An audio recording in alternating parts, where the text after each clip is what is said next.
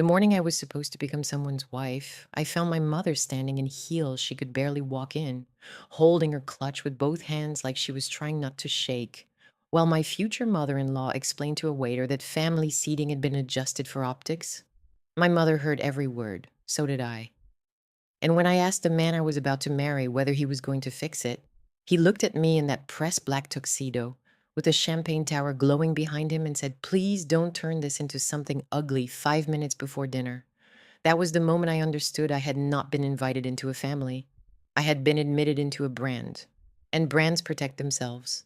What I did after that cost people money, reputation, and one very carefully built lie that had been standing long before I ever slipped a ring on my finger. But none of that happened all at once. It started the way these things usually start: small enough to excuse, polite enough to ignore, clean enough that if you wanted love badly enough, you could call it a misunderstanding and move on. My name is Elora Bennett. I was 34 years old that day, standing in a silk dress that suddenly felt too white and too tight, learning in real time that embarrassment has a sound. It sounds like silverware clinking in the next room, while the people who raised you try to act like they cannot feel themselves being moved out of sight. If you have ever watched somebody insult your family in a voice soft enough to stay deniable, then you already know the kind of story this is. I grew up in Ashby Falls, New Virginia, in a brick ranch house at the end of a cul-de-sac where everybody knew which dog belonged to which yard and whose porch light flickered in storms. My father, Martin Bennett, restored municipal buildings for a living, not glamorous restoration. He handled the kind of work nobody photographs for magazines: warped courthouse doors that would not close right, water damaged plaster in old libraries, broken stair rails in public schools. He worked with his hands and carried old injuries the way decent men do, quietly, without ever building an identity around pain. My mother, Denise, taught second grade for 28 years in the same elementary school I had attended. She wore soft cardigans, kept peppermints in her desk drawer, and could spot a child pretending not to be hungry from across a room. There are women who know how to enter a room and take it over. My mother knew how to enter a room and make frightened people breathe easier. It is a rarer skill, and I did not understand that until I grew older. We did not have money in the way other people mean money. We had the kind that was visible only if you understood what stability cost. The mortgage got paid. The fridge stayed full. My dance lessons stopped when the transmission failed, but the electricity never got shut off. My father wore jackets until the elbows shined. My mother hemmed curtains instead of buying new ones. There was always soup on the stove in winter and somebody willing to drive across town if a neighbor needed a ride to urgent care. That was the atmosphere I was made in. Care first, pride second, work without applause. I was an only child, which meant I grew up close to both of them in a way that made me think loyalty was ordinary. I thought everybody's father kept a running list in his head of things around the house that needed fixing, not because anyone asked, but because love looked like maintenance. I thought everybody's mother remembered their friends' allergies and favorite pie fillings and the date of every important exam. I thought everyone came from people who would rather go without than let you feel the lack. I became a forensic accountant, which surprises people until they know me better. They expect something warmer when they hear how I describe my parents. But I was always the child who liked patterns, receipts, signatures, the neat satisfaction of finding the place where a story stopped matching the numbers. I liked truth when it was ugly, but provable. Especially then. By 32, I was good at what I did, not flashy. Not the woman in a fitted suit, performing confidence for a conference room. I was the one who sat quietly and asked for the general ledger and made liars sweat with follow-up questions. I worked for a mid-sized consulting firm in Richmond. My cases were mostly internal fraud, asset tracing, messy divorces where businesses suddenly looked poorer on paper than they had looked 6 months earlier. I liked the work because it punished sloppiness, it rewarded the patience. At 32, I also thought I had enough life experience not to be dazzled by polish. That turned out to be untrue. I met Nathan Vale at a fundraising dinner I had not wanted to attend. My firm sponsored a table every year for a children's arts initiative, and my managing partner believed community visibility made clients feel safe. I believed it mostly created situation where people with money congratulated one another near floral centerpieces tall enough to block eye contact. I had planned to stay 90 minutes, shake hands, make a donation, and leave. Instead, I spilled sparkling water on a linen napkin while reaching for my phone, and the man seated beside me wordlessly handed me his own clean handkerchief, like this was still an era in which men carried them for emergencies. He smiled when I looked up, not broadly, just enough to make it feel private. Nathan had the kind of face that made women assume he had been told he was handsome since childhood and had organized his personality around it, but he was gentler than that at first. Dark suit, precise watch, calm eyes. He asked questions and listened to the answers. He knew when to lean back and let silence do some of the work.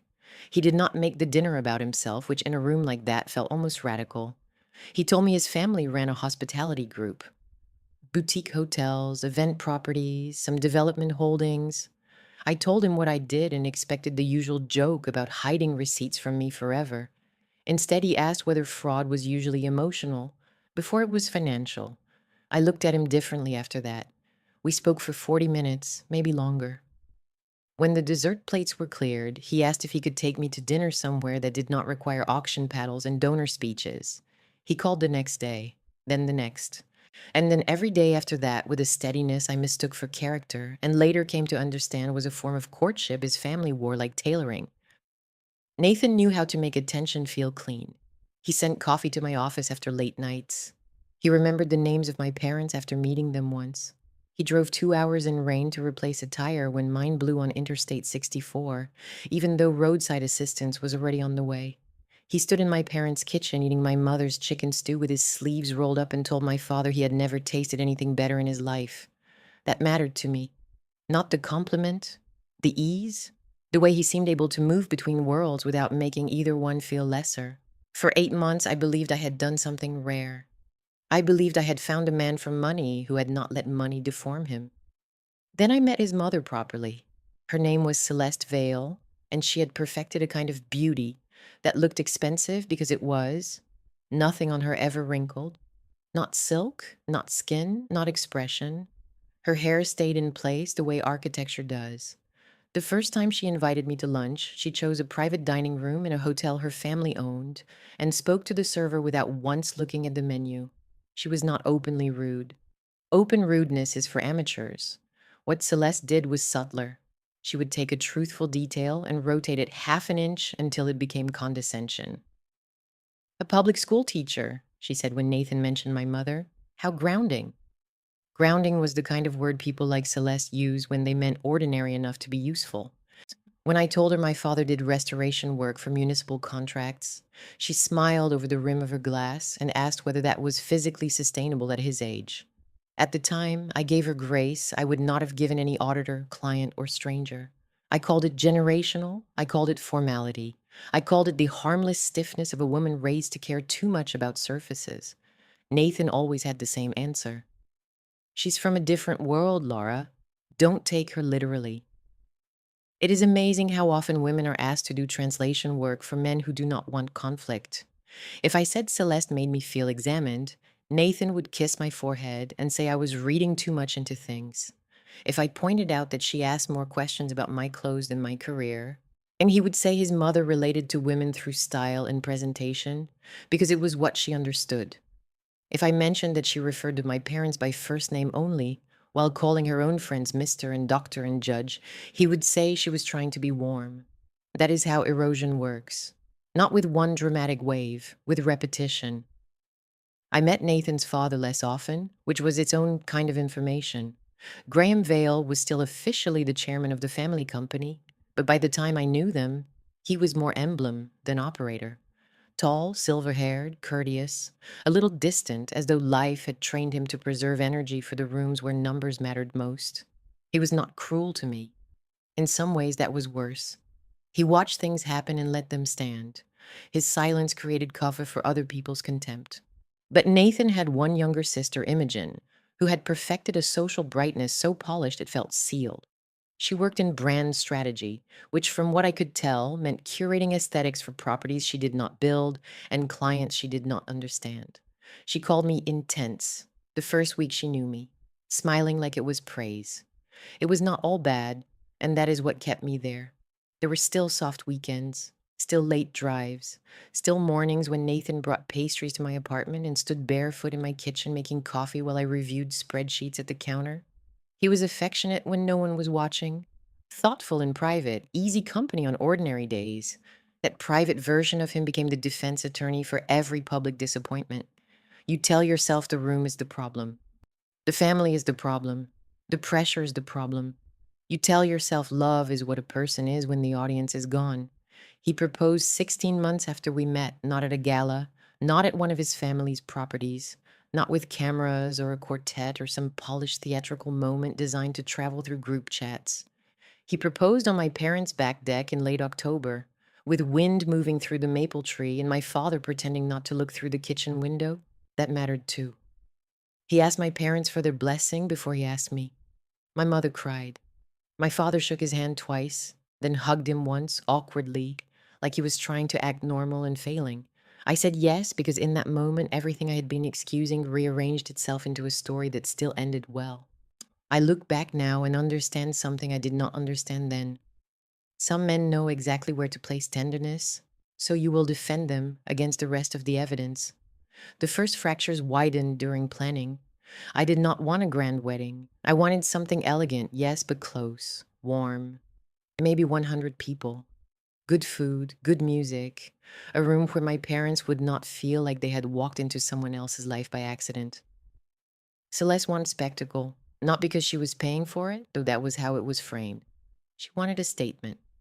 A winter wedding at the Vale Conservatory Ballroom, one of their properties on the river outside Richmond.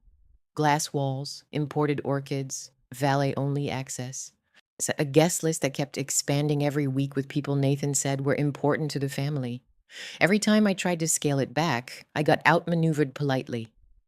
Just let my mother have this part, Nathan would say. It makes her happy. Or, it's only one day, Lara. Or, my least favorite, you deserve something beautiful. As if beauty had one accent and it belonged to them.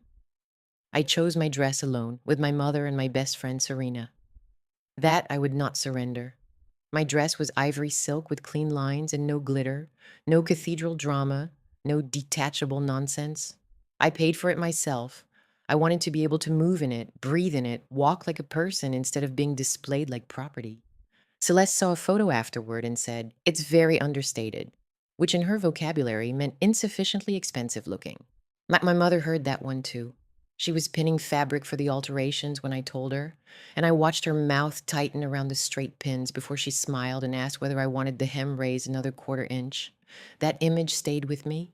My mother kneeling on the floor, doing careful work with tired hands, while a woman who had never once altered anything harder than a reservation felt entitled to assess what was enough. Then came the rehearsal dinner seating dispute. And then the guest list revisions that quietly pushed 3 of my father's cousins onto the B list while making room for investors and board members. Then the invitation proof where my parents' names appeared without their proper titles while Celeste's college friend's husband somehow became the honorable. Then the tasting. When my mother suggested a family recipe for one of the side dishes and Celeste laughed lightly and said, "We should be careful not to make the menu feel regional."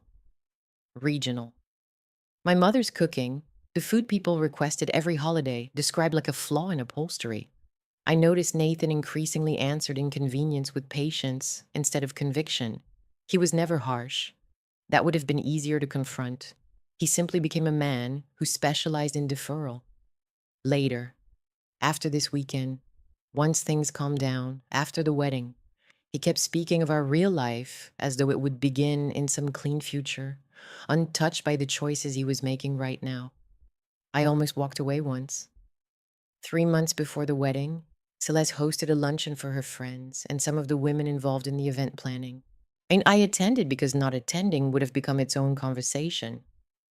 Near the end, one of the women asked my mother where she had found the confidence to retire from teaching at a time when so many people need supplemental income. My mother blinked and said she had not retired. She still taught full time. The woman laughed as if she had been told something quaint. "Good for you. Not what job do you teach, not what grade. Not you must love the children. Good for you." My mother stayed composed, so did I. On the drive home, I called Nathan from the parking lot of a grocery store because I was shaking too hard to drive. I told him I was tired of his mother setting a tone and pretending she had not. I told him I needed to know whether he saw it.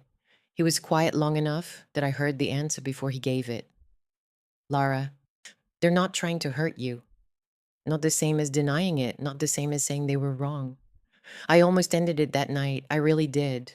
But then he came over. He listened. He held my face in both hands and said I was the only thing in all of this that felt real to him. He said weddings made families strange. He said he should have defended me better and would do better. He said the life we were building mattered more than one season of stress. And because I loved him, because I wanted my faith to be rewarded, because I had spent my whole life believing effort changed outcomes, I stayed. The week of the wedding was cold enough that the air bit the inside of your nose when you walked outside. The conservatory grounds were covered in tiny white lights and bare branches dressed to look elegant in winter rather than dead. Trucks came and went, florists, rentals, caterers. A string group rehearsed in one wing. Staff in black moved through the halls with headsets and folded timelines. Everything gleamed. That should have warned me. Places built to reflect perfection are often the least safe for actual feeling. The night before the wedding, I slept in a guest suite at the venue with Serena because Celeste had decided it would be easier for logistics. Easier for whom, I never asked. My overnight bag contained emergency bobby pins, flat shoes, a small sewing kit my mother insisted on sending with me, and a handwritten note from my father tucked between my toiletries and the spare stockings. It said, in his uneven block print, "Proud of you, kid. No matter what room you stand in, remember whose daughter you are." I cried when I read it, quietly, though so Serena would not hear. At 7 the next morning, my mother arrived with coffee, hair already done, wearing a navy dress she had saved for over months to buy. Not designer, not custom, just beautiful in the way care can make something beautiful. My father came later with a garment bag and a small box of pastries because he did not trust venue food to appear on time. When he hugged me, his coat smelled like cedar and winter air. "You all right?" he asked. I smiled. "Just nervous." He nodded once as if nervous was natural, manageable, part of the weather. "I'll be out there," he said. "Take your time." There are moments memory preserves with cruel precision because it knows you will need them later. The roughness of his hand on my shoulder, the faint static crackle when my mother smoothed my veil, the hum of heat vents under polished silence, my own reflection looking steady enough to fool everyone, including me. The ceremony itself went the way beautiful disasters often do. Perfectly. The music began on cue. Candles warmed the glass. Guests turned. Nathan stood at the front in black and white, composed, handsome, exactly the man I had expected him to be from a distance. When I took his hands, they were warm. He looked into my face with such practiced tenderness that for one dangerous second, I almost forgot every unease that had brought me there. We said vows. We kissed. People applauded. Someone cried in the third row. The photographer moved like a careful ghost. We walked back down the aisle while everyone smiled as if the hardest part had already happened. It had not. Cocktail hour began in the East Gallery. The guests moved toward drinks and trays of hors d'oeuvres under soft amber light. Nathan was pulled one direction by an uncle. I was turned another by photographs, hugs, adjustments, timelines. Serena disappeared to manage something with the florist.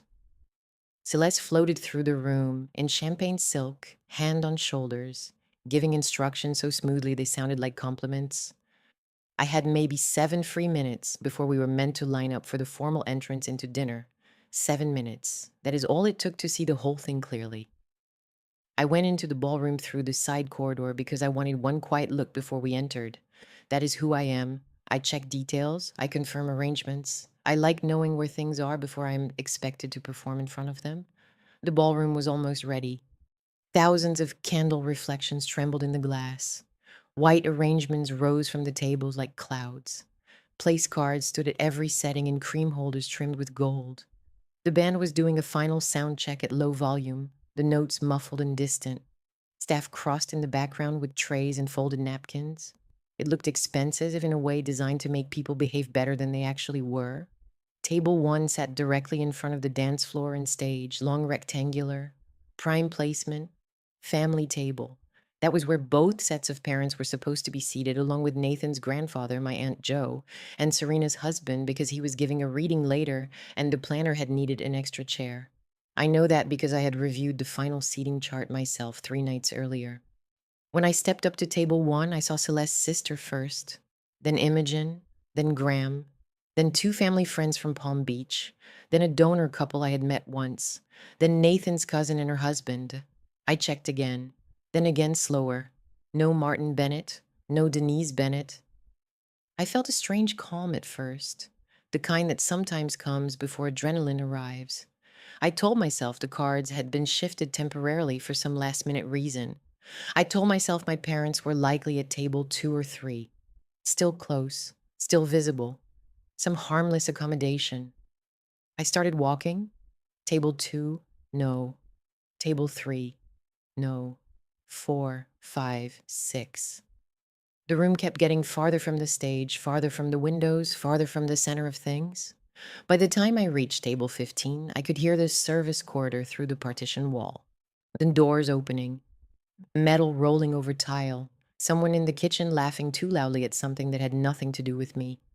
My parents were at table 16, not even a proper guest table, a half round added against the back wall near the service entrance, dressed in the same linen but with different chairs from storage, smaller floral arrangement, dimmer light, positioned so that anyone entering from the kitchen would pass behind them carrying trays and bus tubs. My mother's name card sat beside my father's. Next to them were two distant relatives from Nathan's side who were not close enough to notice insult unless it was printed in red ink, and a local councilman's widow I had never met. For a few seconds, I did not move. The kitchen door swung open and shut behind me with a soft hydraulic sigh. Warm air came through carrying butter, garlic, steam, and the sharp chemical smell of commercial sanitizer. The contrast hit me so hard I nearly laughed. Crystal and orchids in front, industrial detergent, and dish noise in back. My parents seated exactly where the illusion ended. I looked at the chairs. I looked at the wall. I looked at the distance between that table and where mine would be. And something inside me, something patient and obedient that had spent nearly 2 years negotiating with discomfort, sat down and went cold. Serena found me there. I did not hear her heels at first, only her voice. Laura, I turned. She saw my face, followed my eyes to the table, and stopped so abruptly the fabric flowers in her hair trembled. What is that? My parents' table. No, she said immediately. No. Ara, that has to be temporary. I pointed to the name cards. She read them. Her expression changed in stages. Confusion, recognition, rage. Who did this? I already knew. That was the worst part. Not suspecting, knowing. The planner, Monica, came toward us from the side station carrying a binder and a headset. I met her halfway. Who moved my parents? I asked. Her eyes flicked once, toward the back table, then to my face. People who work events develop a survival instinct for rich family conflict. You can see them doing calculations in real time. Mrs. Vale approved a final adjustment an hour ago, she said carefully. We were told the families were aligned on it. The families, as if I belonged to a committee and not to the two people sitting against the service wall. I did not approve that, I said. Monica swallowed. I'm sorry. I was told. I know what you were told. Serena stepped beside me, close enough that our shoulders touched. Fix it. Monica looked stricken.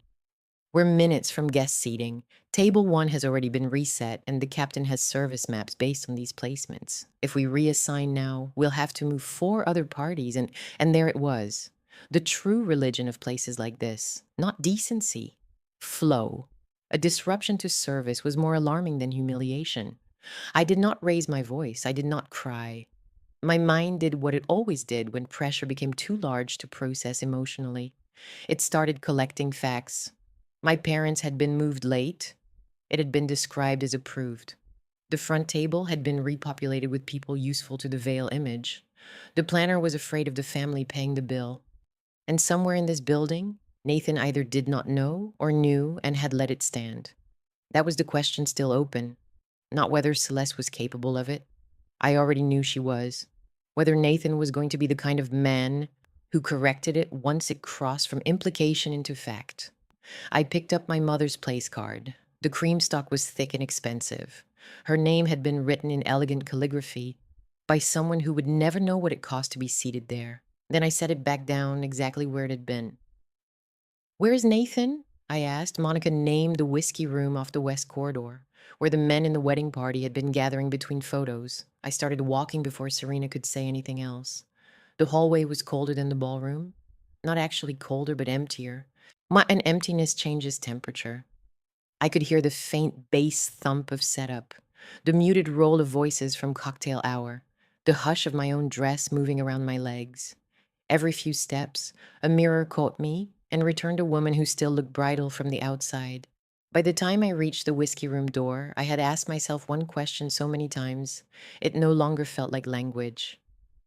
"Do you still have a groom?" I put my hand on the brass handle, and before I opened that door, before I saw his face and heard what he would choose, I already knew one thing with a clarity so complete it almost felt merciful. If he asked me to protect their comfort at the cost of my parents' dignity, I was not walking into that ballroom as his wife. Nathan was standing near the fireplace with a tumbler in his hand, Al laughing at something one of his cousins had said, as if the room outside had not been rearranged around a quiet insult. His tie was loosened just enough to look human. His jacket fit like it had been tailored on a mannequin and then warmed by body heat. Three groomsmen were there. His uncle was there. Two men from his father's office were there. The room smelled like cedar, cologne, and whiskey poured over expensive ice. He looked up when I walked in. For a second, his face softened. Instinct, maybe. Habit. The sight of me in the dress still had that effect on him. Then he saw something in my expression and set the glass down. What happened? The room changed immediately. Men straightened. One of the groomsmen glanced toward the door, like he was hoping this would not become a story he had to tell later. I did not care. "Who moved my parents to the service table?" No preamble, no softening. Nathan held my gaze for one beat too long. That was the first answer, not confusion. Not "what are you talking about?" Not "moved where?" A pause, then "Laura, can we not do this in here?" I heard Serena come into the room behind me, but I did not turn around. Nathan's uncle muttered something about giving us space, and chairs shifted, shoes moved, low voices disappeared into the hallway until only Nathan and I remained, with Serena near the door like a witness who already knew she might be needed later. I took one step closer. My parents are at a half table by the kitchen, not table one, not table two. In the back, Nathan, next to the service entrance. Who moved them? He exhaled through his nose and rubbed a thumb across his lower lip, buying time. My mom adjusted a few things. My body went completely still. Adjusted. "Lara, no, don't start with tone. Answer me plainly." He looked toward Serena, then back to me. "Can we please have one private conversation today?" Serena crossed her arms. "I'm not leaving her." He gave a thin, irritated smile that did not belong to the man I had agreed to marry. "That's not really your call." "It is now," she said. I should have noticed then how quickly he shifted when denied compliance. Not rage. He was too trained for that. Just a small cooling of the face, a narrowing, a more careful arrangement of patience. Nathan was never more dangerous than when he was trying to sound reasonable. He looked back at me. "Your parents still have seats." For one second, I thought I had misheard him. I actually leaned forward slightly, vexed as if proximity would correct the sentence. "Your parents still have seats." That was what he had chosen to say, not "this is wrong," not "I'm fixing it," not "I didn't know." That. "You knew." He did not answer right away. "You knew," I repeated, and my voice came out flatter, steadier. "You knew before I walked in here." He put both hands on his hips and glanced at the ceiling once, as if asking an invisible audience for strength. "I knew my mother was making some changes to balance the room." Balance the room. His eyes sharpened. "Lara, this is what I'm talking about. You hear one phrase and make it sound sinister. One phrase." I laughed, but there was nothing amused in it. "So my parents are sitting behind a service door while your mother's donor friends are at the family table." "The Hendersons are not just donor friends." I stared at him. He must have seen something in my face because he immediately added, "That's not what I meant." "It actually is." He stepped toward me, lowering his voice as if quietness could disguise contempt. They are major partners in the waterfront expansion. Their placement matters. So does everyone else's. This is a big event, Lara. There are layers to things. There are moments when love dies audibly inside you, not dramatically, not with a scream, more like the clean internal sound of a lock turning. My father rebuilt the front steps of our library after a storm took them out, I said.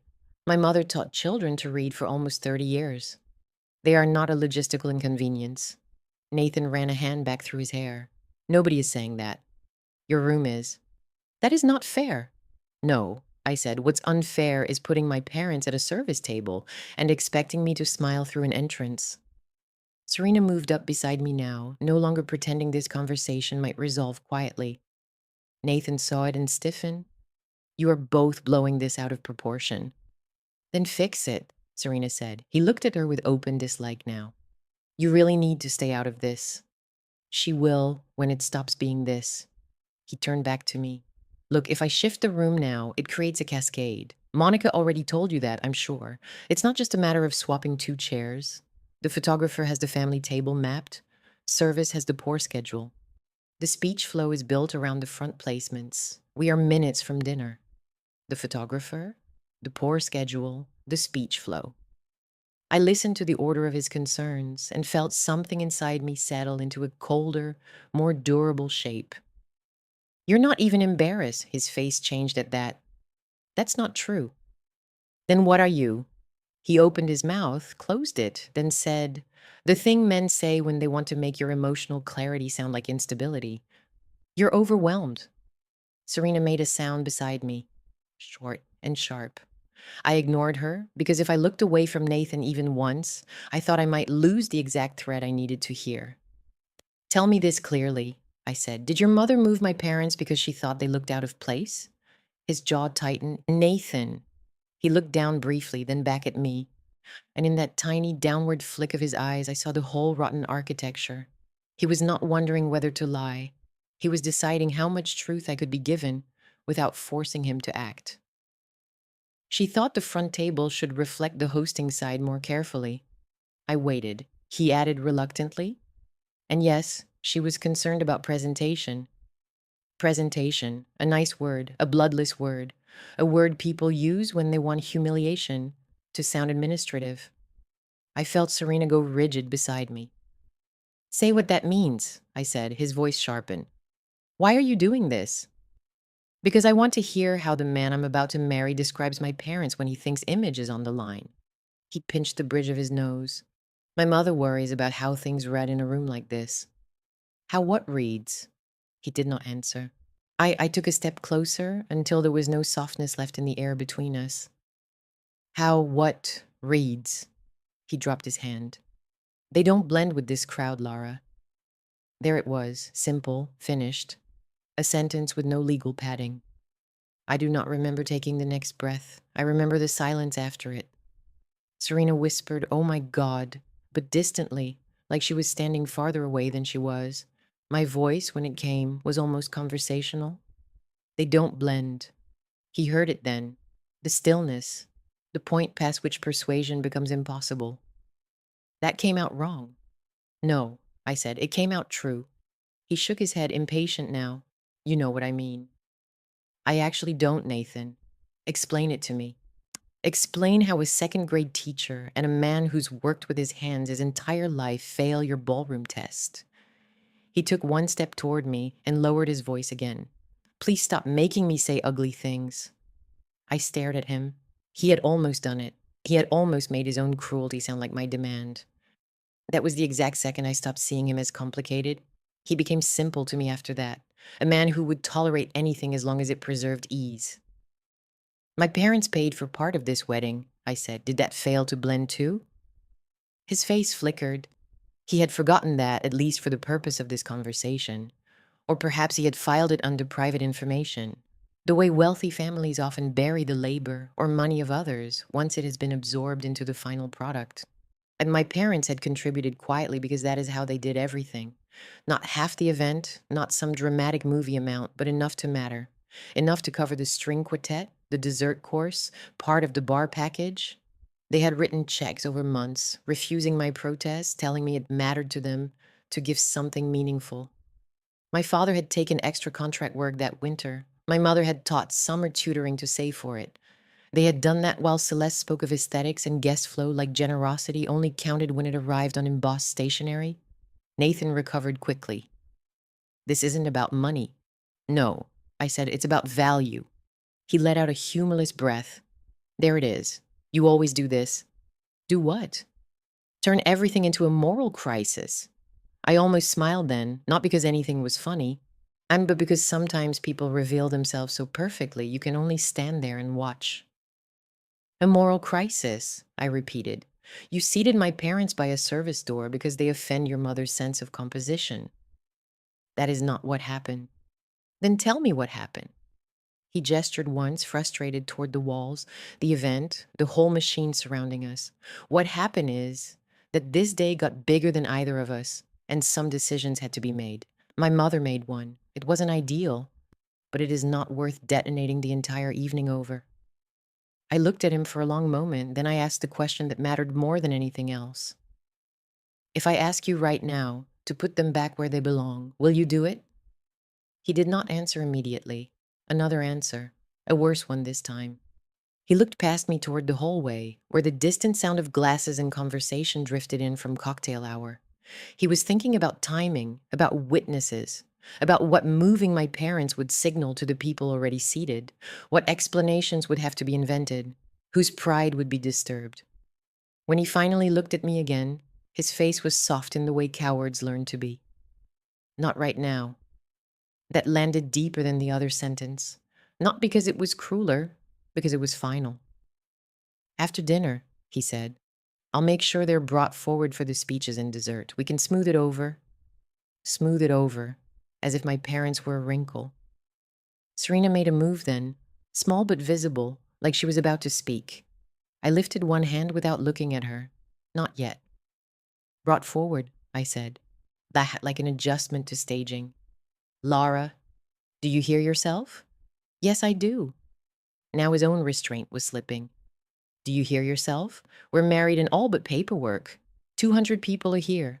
Vendors have been paid. Flights were booked. Rooms reserved. You don't get to threaten the structure of an entire day because my mother mishandled one table. My whole body went quiet at the word paperwork. Not because he meant it in any special way, because I knew something he did not know I knew. The license had not been signed yet. In our estate, the civil paperwork was set to be executed privately after dinner in the garden office adjacent to the ballroom.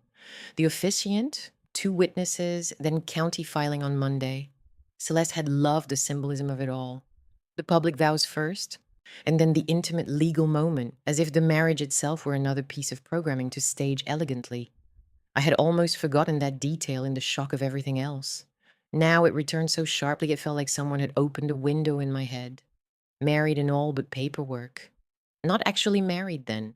Not yet. Nathan kept talking, not noticing the shift in me. Please be smart about this. Let's get through tonight. You can be angry tomorrow if you want. I will talk to my mother. I will make this right in the bigger picture. Tomorrow. There it was again. That endless country where cowards relocate consequences. I finally looked at Serena. She looked back at me with eyes that had already crossed into decision. Not panic, not pity. Decision. She knew me well enough to recognize when I had left the argument and entered analysis. Nathan must have seen something pass between us because his voice changed. What is that look? I turned back to him. I do not know what he saw on my face. I only know that he took one involuntary step back. Maybe because I was calm. Maybe because I was no longer trying to persuade him. You really think I'm worried about a table? I said. He frowned. What else would this be about? I almost answered him honestly. About the next 30 years. About every holiday where my mother would be expected to swallow insult with a napkin in her lap. About future children learning which side of the family got protected and which side got translated. About what kind of man watches indignity happen in real time and starts discussing service logistics. Instead, I said, you heard your mother move my parents out of sight, and your instinct was to preserve the room. His face hardened. My instinct was to preserve our wedding. No, I said, your instinct was to preserve comfort. He opened his mouth to answer, but a knock sounded at the half-open door and Monica's voice came through, brittle and careful. They're ready to line up for the dinner entrance. No one moved. Nathan looked at me like a man attempting one last negotiation with reality. Lara, I waited. Please do not embarrass both our families over this. I did smile then, not warmly, not kindly, just enough for him to feel it. Both our families. He realized too late what he had said. Lara, that's not. But I was done. I turned and walked out of the room without another word. Serena came with me instantly. Behind us, Nathan called my name once, low and controlled, still trying to keep the crisis the size he preferred. I did not stop. The hallway outside felt brighter than before, almost painfully so. Staff moved around us with trays and clipboards. Guests' laughter drifted from the gallery. Somewhere, a violinist ran through a phrase of music and stopped. Everything beautiful about the place now looked false to me, not because it was expensive, but because it had required cooperation from everyone inside it. Silence from some, management from others, a steady willingness to prioritize elegance over dignity. Lara, Serena said softly. I kept walking.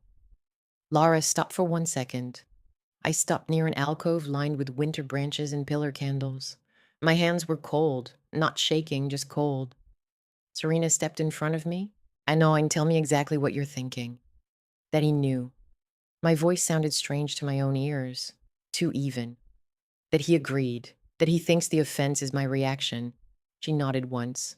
Yes. And that if I walk into that room and sit beside him, I'll spend the rest of my life being asked to wait until tomorrow. She did not answer immediately. Then she said, also yes. I looked past her toward the ballroom doors. Staff were beginning to position themselves for the entrance sequence. One coordinator held a printed lineup. Candles burned beyond the glass. Guests were being encouraged to find their seats. A wedding can continue forward on pure momentum for a shockingly long time. That is one of the things no one tells you. Once enough money has been spent and enough people have gathered, the day becomes its own engine. It does not care whether the bride is happy. It barely cares whether she's conscious. It just wants completion. Is the license still unsigned? I asked. Serena's eyes sharpened immediately. She was a litigation attorney. Precision was her native language. Yes. Where is it? With the officiant packet or Monica's binder. They were planning to bring it to the garden office after the main course. Why? I met her gaze. She did not move for a second. Then very quietly, are you done? I thought of my mother smoothing that navy dress in the mirror that morning. My father checking his tie in a service side reflection instead of at the family table where he should have been. Nathan saying they didn't blend. Nathan saying not right now. Like Nathan asking me not to embarrass both our families as if mine had not already been humiliated for the sake of his. Yes, I said. Serena inhaled once, slowly. When she spoke again, there was no emotion in her voice, only focus. Then listen to me very carefully. If you do not sign that license, there is no marriage to dissolve. Ceremony is not the same as civil execution. Public vows are not the same as filed paperwork. Do you understand? I did. Every forensic case I had ever worked rose up in me at once. Contracts, execution points, binding moments, the difference between appearance and record. 200 people could watch a performance and still not create a fact. I understand. Good. Then the next question is whether you want to leave quietly or make the truth expensive. That hung in the air between us. Not because I was bloodthirsty. I was not. But because some endings happen in private and only teach the wrong people that they nearly got away with it. I turned my head slightly and looked through the ballroom glass. From that angle, table 1 was visible in a slice between floral arrangements and moving staff. Celeste was already seated, upright and radiant, speaking to a couple on her right, with one hand curved lightly around her champagne flute. She looked completely secure, like a woman who believed the room had accepted her edit. Then I looked farther back, toward the dimmer edge of the hall where table 16 sat half obscured near the service door. My father was standing beside his chair, not sitting yet. He always stood until my mother sat first when they were in public. My mother was adjusting her wrap, smiling politely at someone I did not know, already doing the work of easing other people around her discomfort. Something moved through me then. Not grief, not rage exactly. Alignment, the clean click of self-respect finding its shape. I'm not leaving quietly, I said. Serena did not look surprised. All right, she said, then we do this clean. There was no time to sit with the choice. That was probably a gift. Had I been given an hour alone, I might have found 100 ways to soften my own clarity, but time was collapsing. Guests were seated. Music was starting. Nathan believed even now that momentum was on his side. First, Serena said, you need to decide what your parents know before anything becomes public. I thought about that. My father would tell me to walk out if that was what I wanted. Like my mother would beg me not to make the day harder on myself. Both would protect me. Both would minimize their own hurt if they thought it would keep me from pain, which meant if I spoke to them now, they might accidentally become the reason I hesitated. I need to see them, I said, but I can't give them room to talk me into mercy. Serena nodded. Then tell them only what they need. We moved toward the back of the ballroom together, keeping close to the side wall so we would not be pulled into photos or stopped by guests. A few people smiled at us as we passed, assuming urgency meant bridal logistics. Someone complimented my dress. Someone else touched my elbow and said dinner looks stunning. I answered nothing. As we approached table 16, I saw my father spot me first. Even from across the room, he could read my face. He stepped away from the chair. My mother turned next. The smile she had been wearing vanished so quickly it hurt to see.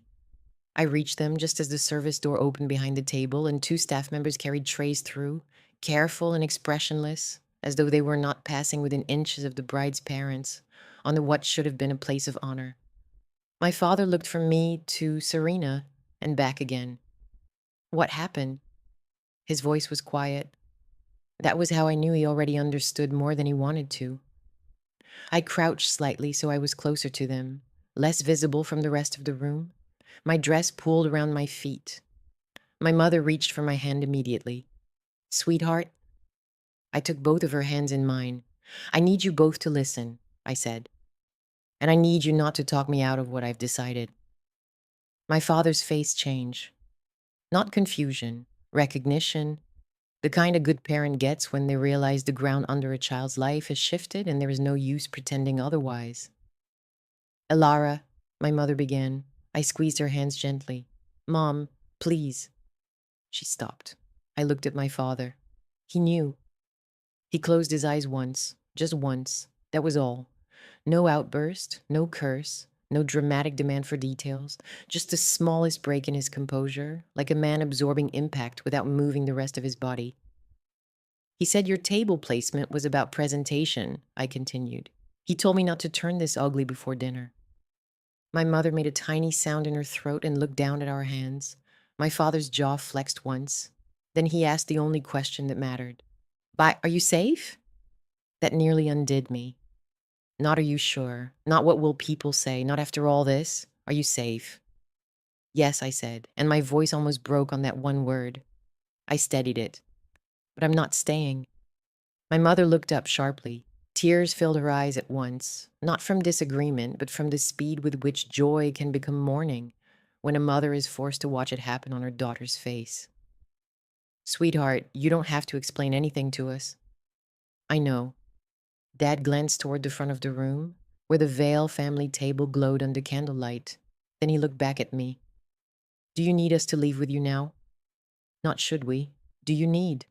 I swallowed hard. In a minute. Not yet. He read the rest in my face, some public thing, some final line not yet crossed. His expression changed then into something steadier than anger. Protective, yes, but also proud in a way that made me feel about 8 years old and invincible. All right, he said. Then whatever you're about to do, you won't do it alone. My mother gripped my hands tighter. Baby, don't think about us. Do what lets you live with yourself tomorrow. There it was again, tomorrow. But from them, the word meant something different.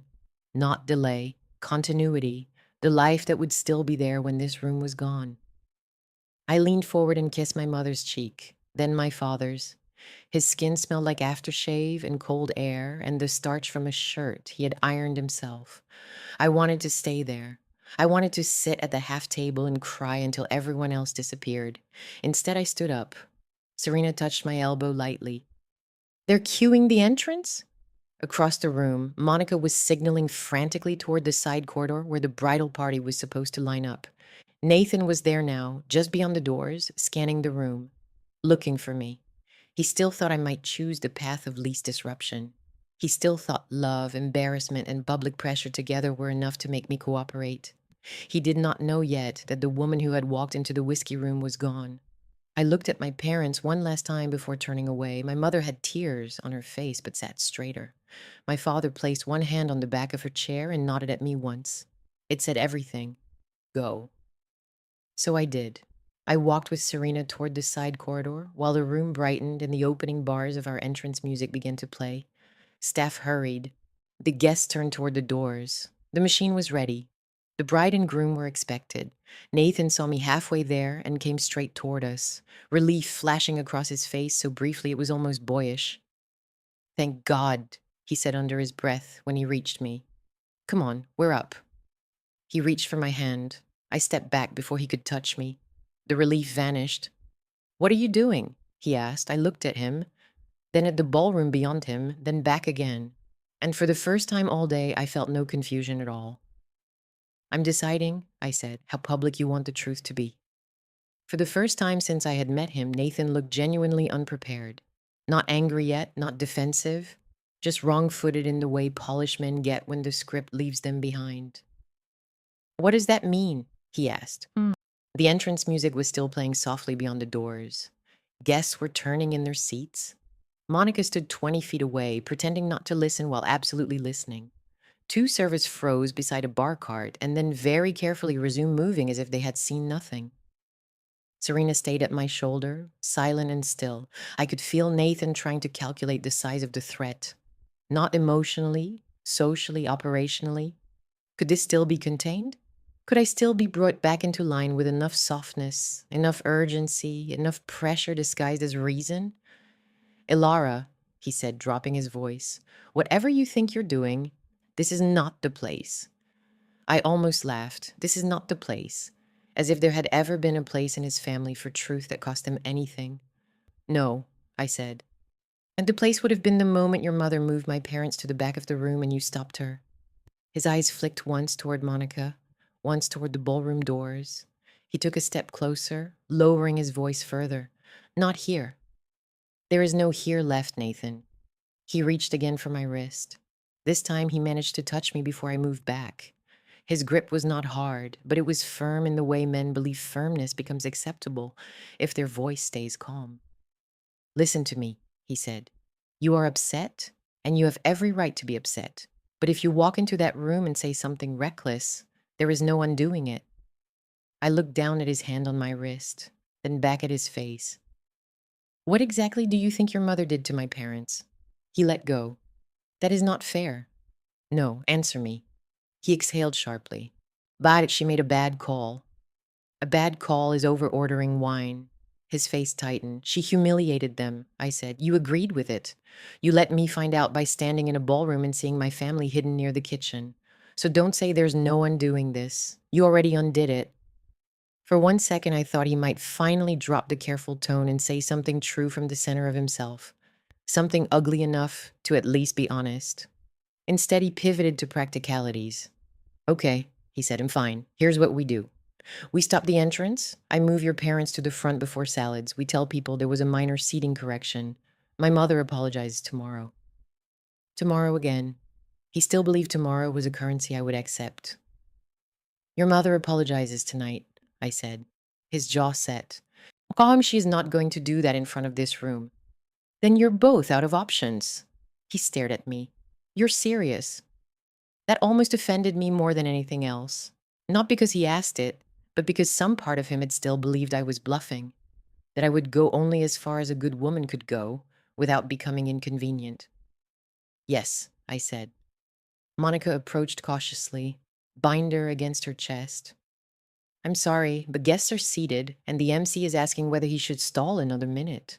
Nathan turned to her so fast it was almost a snap. 5 minutes. She hesitated. The kitchen is timing the mains. I said 5 minutes. She nodded and retreated immediately. That told me something too. Everyone in this building was trained to absorb his family's pressure as weather. Nathan turned back to me. What do you want? It was the first honest question he had asked all day. I answered just as honestly. I want to be standing in a room where my family is not treated like contamination. He looked at me for a long moment, then said quietly, "Then you shouldn't have chosen this room." There it was, not a slip this time, a decision. Not my mother, not the planner, not the event, me. I should have chosen better. I felt Serena go rigid beside me, but strangely, I felt calm. Calmer than I had all day. There's a peace that comes when confusion dies. It is not joy, it is not relief, but it is clean. "You're right," I said, that threw him. I did choose wrong.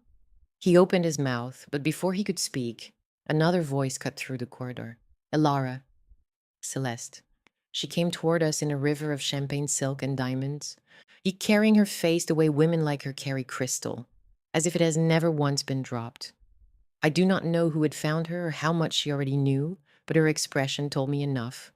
Controlled alarm, not fear yet, not shame, merely the displeasure of a woman forced to manage disorder in public. "Monica says there's some delay," she said, stopping a few feet from us. Her eyes moved from Nathan to me to Serena and back again. "What exactly is going on?" I turned to face her fully. "My parents are at a service table." Her expression did not change. "We've already discussed that seating had to be adjusted." "We have never discussed anything." She gave a small sigh, the kind reserved for children and staff. "Elara, there are complex hosting considerations at events like this. I would think someone in finance would understand allocation better than most." Even then, even standing in the middle of what she had caused, she could not resist one more cut hidden under polish. I smiled faintly. "Allocation. Yes." Interesting word for contempt. Nathan stepped in quickly. "Mom." But I kept my eyes on her. "My father restored the courthouse your charity uses for annual donor photos." She blinked once. "My mother taught half the children of the people sitting at your front table. Some of them learned to read in her classroom, and you put them next to a service door because they offended your visual plan." Celeste's voice cooled by several degrees. "You are being theatrical." "That would matter more if I were performing. I'm just telling the truth where you can hear it." She folded her hands in front of herself. "Even now, even here, a pose of composure so practiced it was practically religious. No one insulted your parents." I almost admired the precision of the lie. "You called placement by status a hosting consideration," I said. "Nathan told me they didn't blend with the room. Those are the polite versions. Would you like to offer the honest one yourself?"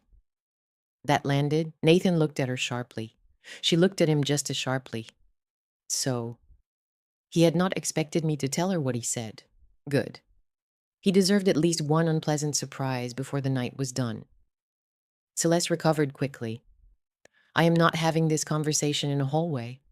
"No," I said. "You preferred to have it through place cards." Her nostrils flared almost invisibly. That was as close as she came to losing control.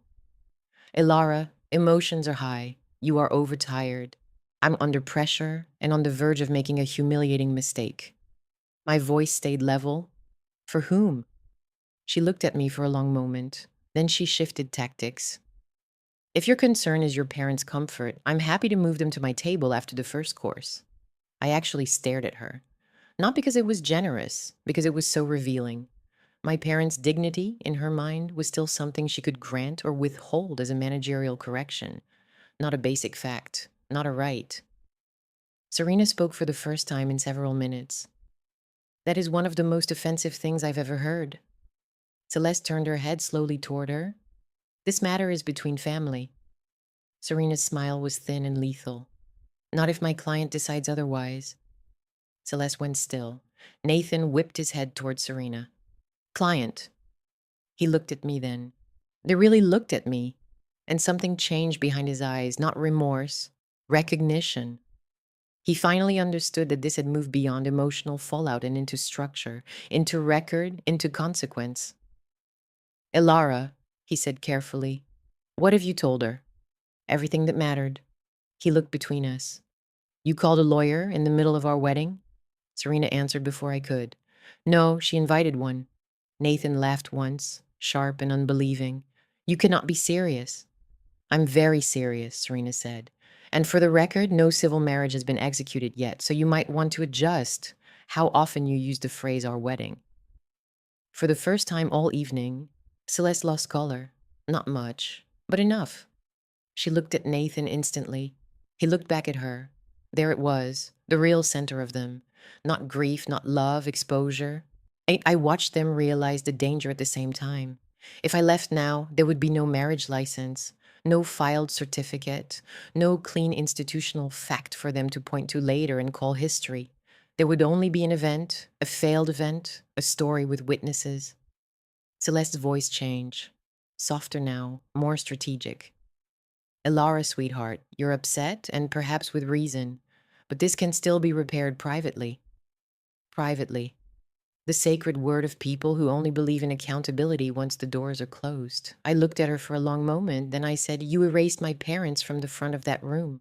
Her eyes narrowed slightly. No one erased anyone. I thought then of the printed programs, the acknowledgement page. I had not even told Nathan about that yet. A strange feeling moved through me. Not heat, not triumph, and just the awareness that the rot went wider than seating. I turned to Serena. Stay with them. Then I walked away. Elara, Nathan said sharply. I kept going. The entrance corridor opened into the small welcome foyer outside the ballroom, where the guest book stood under a spray of white flowers and a stack of folded programs rested on a mirrored table. A pair of votive candles flickered beside them. Guests had already carried many copies inside, but a neat stack remained. I picked one up and opened it. Page 1, our names in gold. Page 2, the order of ceremony. Page 3, with gratitude to the families who love-shaped this day.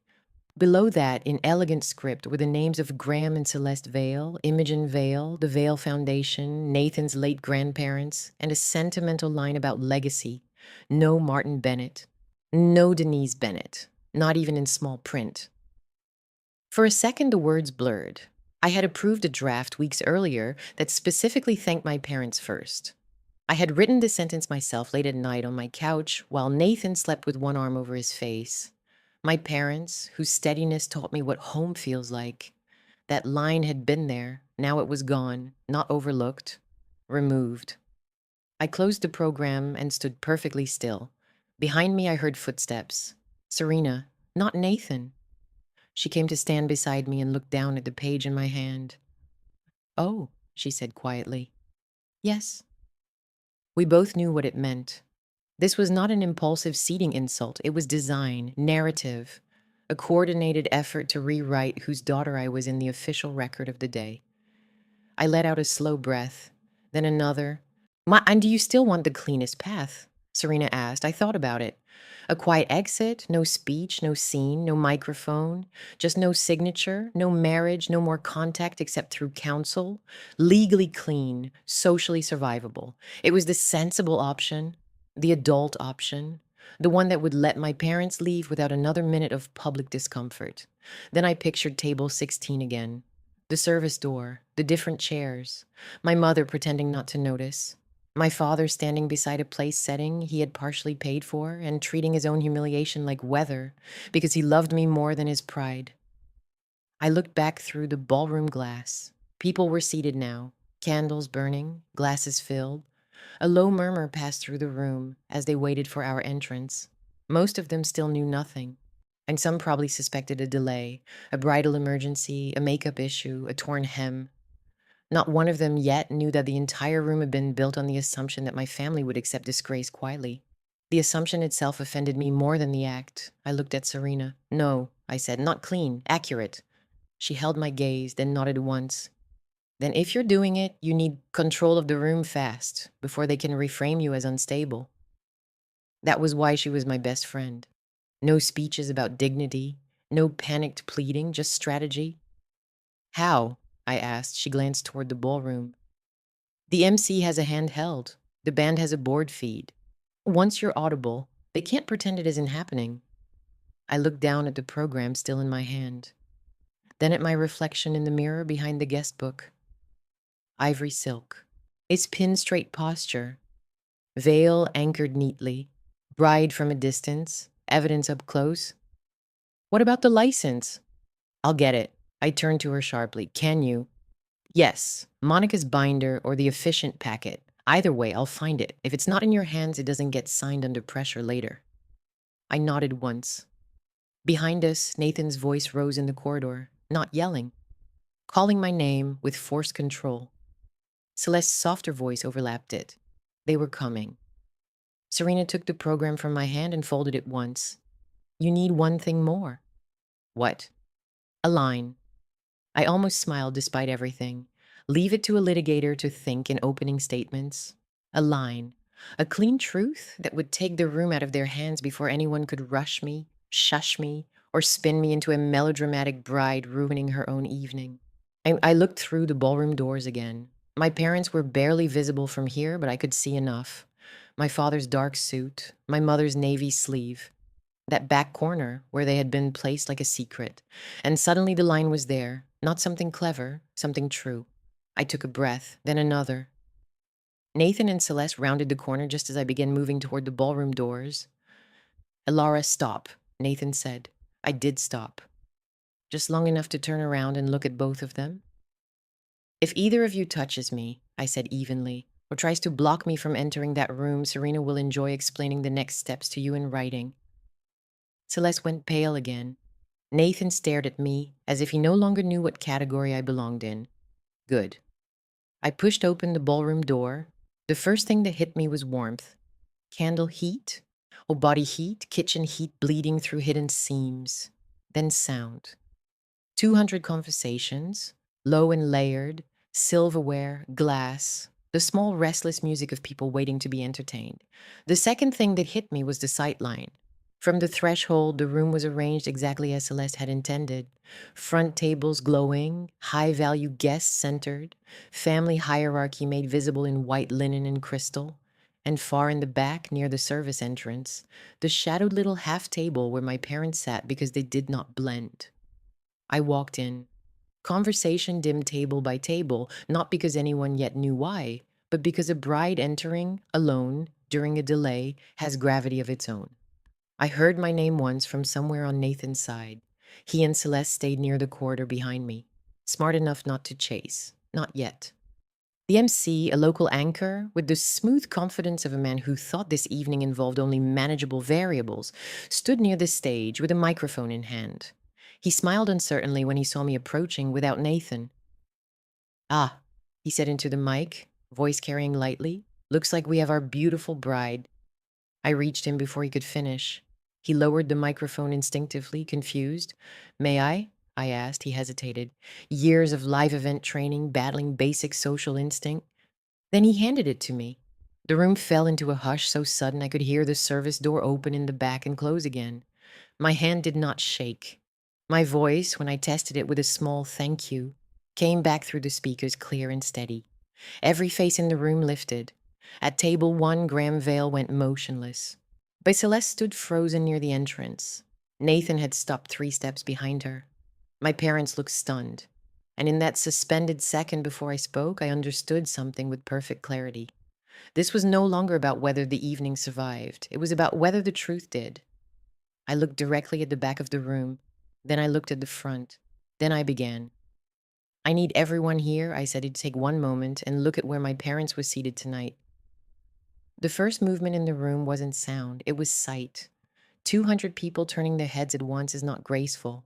It happens in layers. The front tables shifted first, slower, because they were closest to me and less inclined to look away from the stage. Then the middle, then finally the back, where the movement stopped, held, and hardened into something else. Recognition. I watched it happen. I watched the moment people understood they were not looking at a logistical error. They were looking at a choice.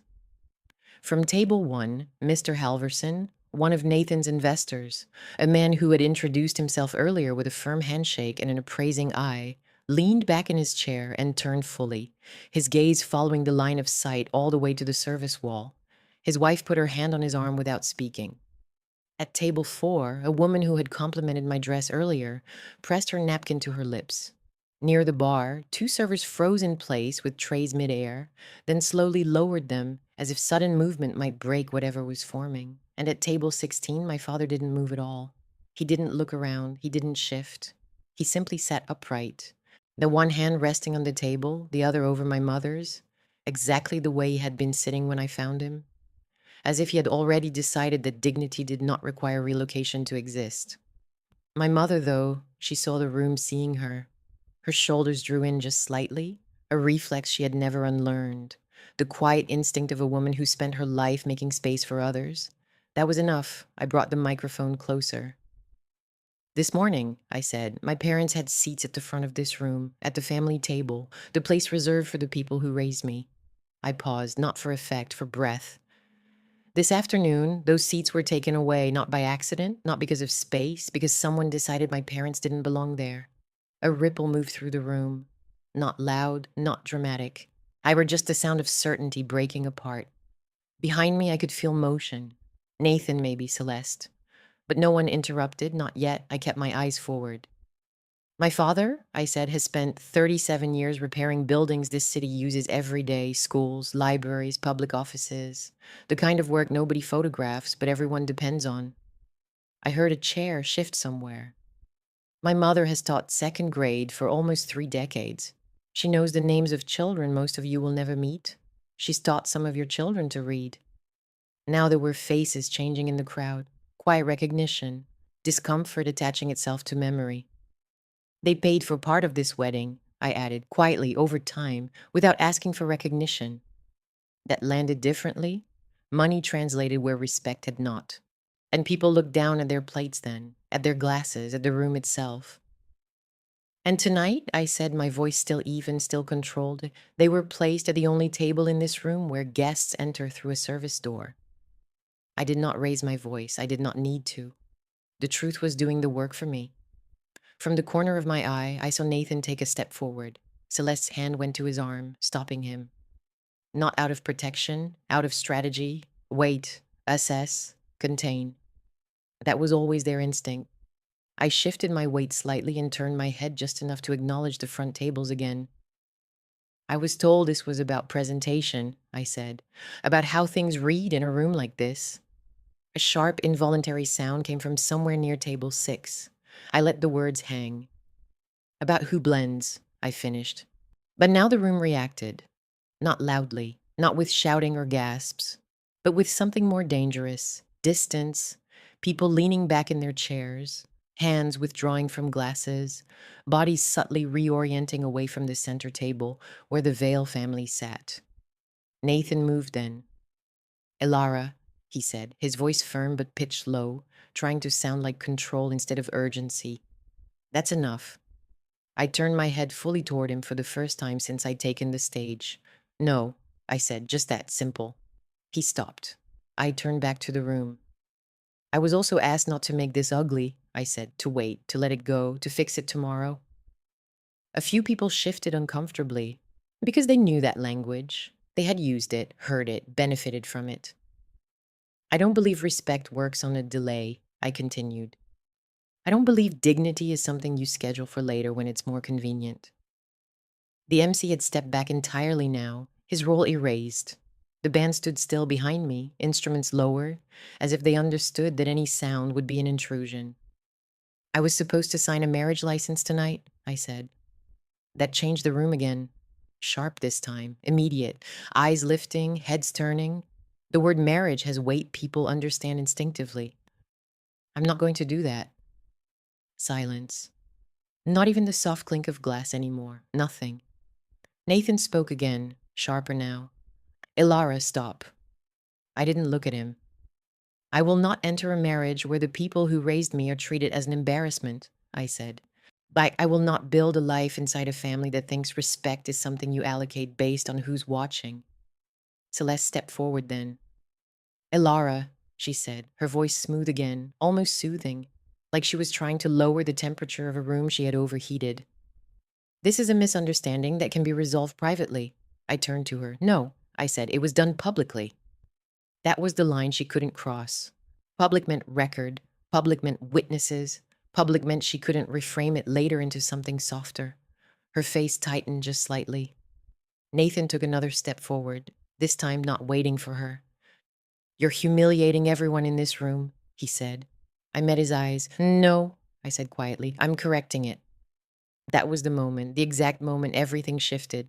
Not because of what I said, because of what happened next. At table one, Mr. Halverson stood up.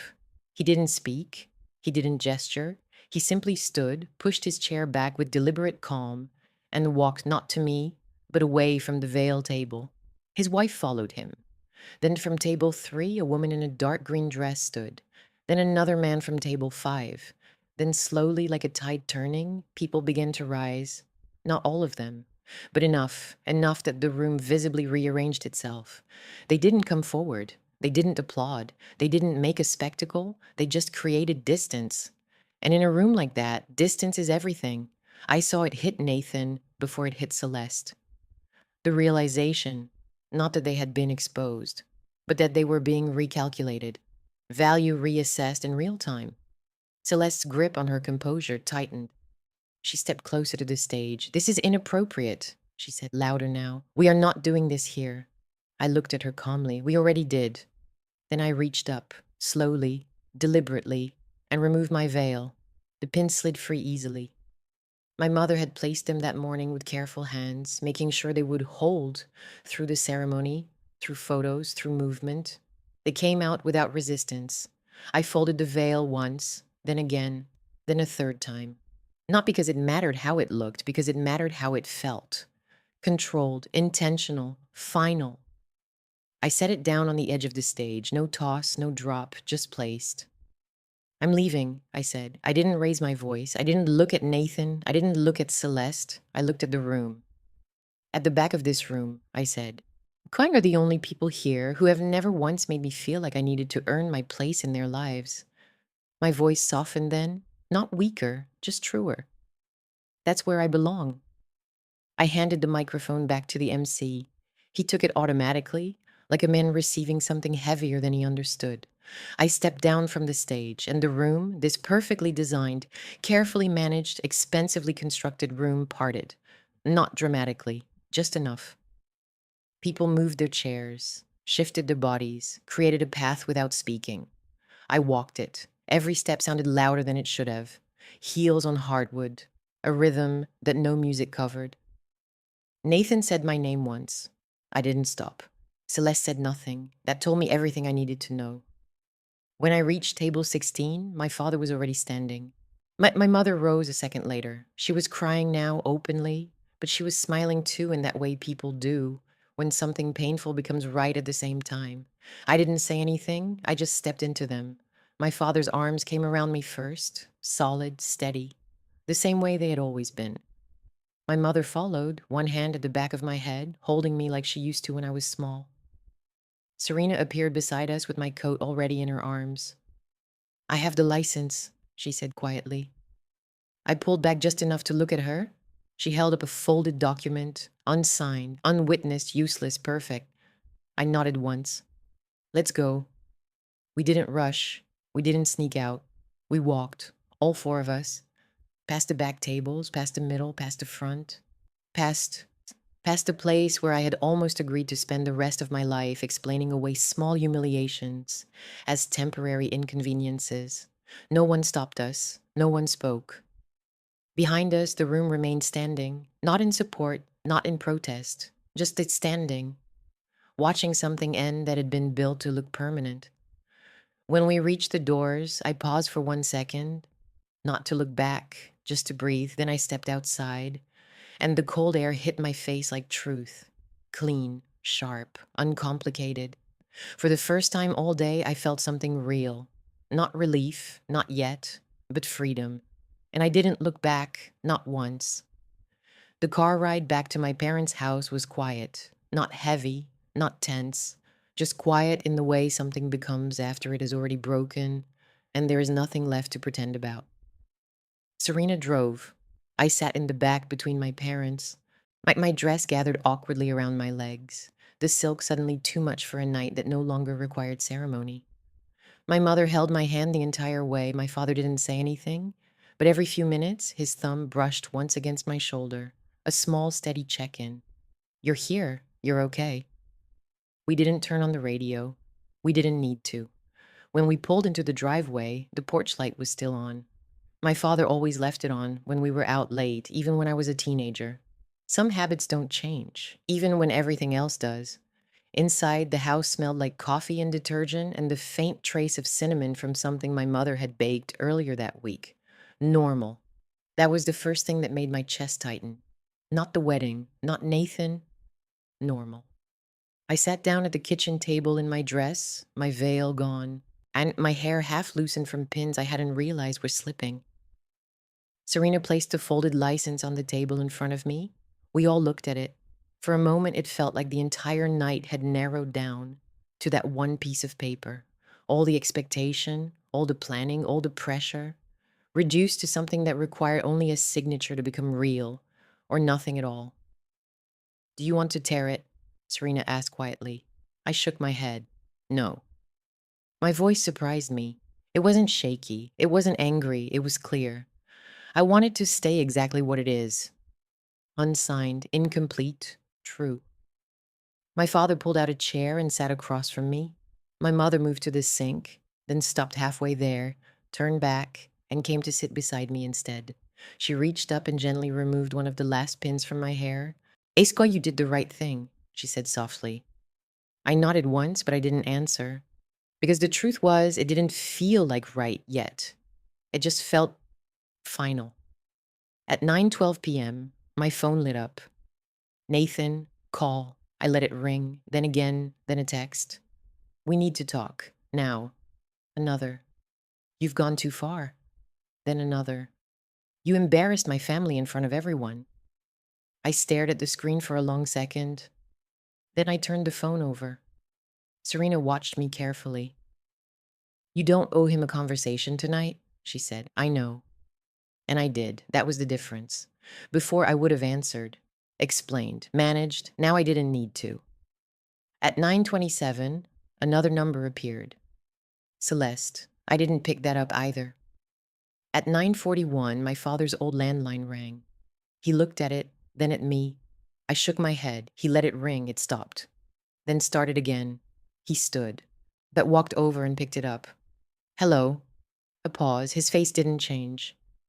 "Mrs. Vale," he said evenly. Another pause. I couldn't hear her words, but I could imagine them. Controlled, polished, urgent without sounding desperate. My father glanced at me once. I nodded. He spoke again. "My daughter has nothing to say tonight." Another pause, then calm and steady. "If you want to discuss anything further, you can go through her attorney." He hung up. No slam. Just a quiet click. The sound of a door closing that would not be reopened. My mother let out a breath she'd been holding. Serena gave a small approving nod. No one said anything for a while after that. We didn't need to. Around 10:30, I changed out of the dress. My mother helped me unzip it, careful with the fabric even now. When I stepped out of it, I expected to feel something dramatic. A release, a collapse. Instead, I just felt lighter, like I had been carrying something I didn't fully understand until it was gone. I folded the dress myself, not because I wanted to preserve it, because I wanted to finish it. I placed it back in the garment bag and set it in the hallway closet. Out of sight, not erased, just finished. 2 weeks later, I found out I was pregnant. It wasn't cinematic, no music, no sudden clarity. Just a test on the bathroom counter and 2 lines that didn't ask for permission to change everything again.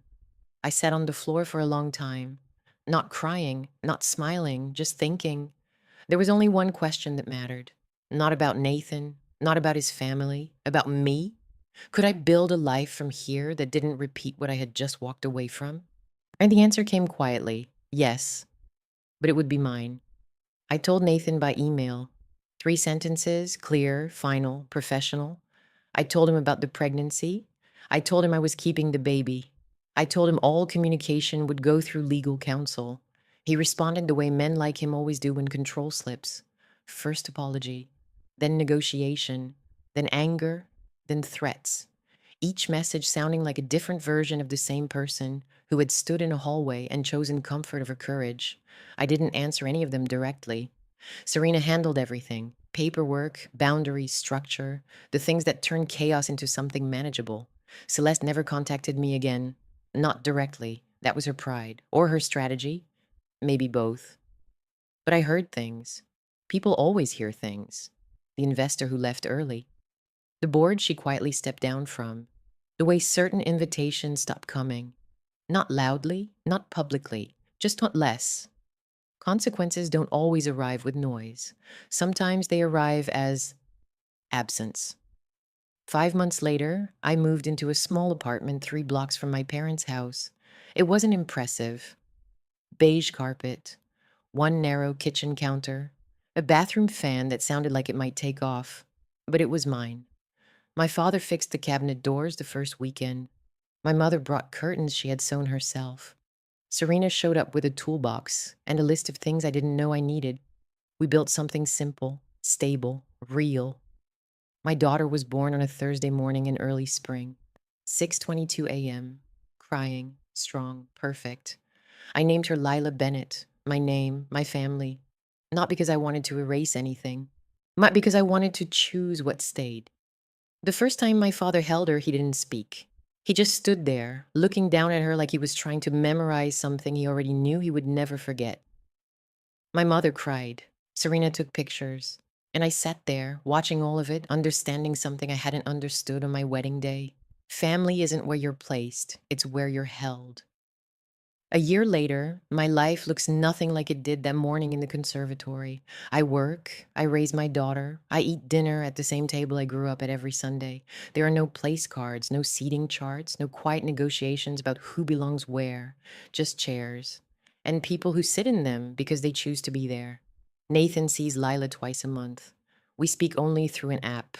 Short messages, schedules, nothing more. And he's careful now, measured, less certain of himself. I don't hate him. That would require more energy than he deserves. I just understand him. And once you understand someone clearly enough, you stop expecting them to become something they've never chosen to be. I never answered his calls that night. I never went back. And I have never once regretted it. Not because it was easy. It wasn't. Not because it was painless. It wasn't. But because it was true. And truth, once you choose it, has a way of building something stronger than anything you could have kept by pretending. If you're listening to this and you've ever been placed at the edge of a room, quietly, politely, as if it were reasonable, I want you to know something. You don't have to accept a seat. You don't have to wait for someone to invite you forward. And you don't need a microphone to decide where you belong. Sometimes all it takes is standing up and walking out.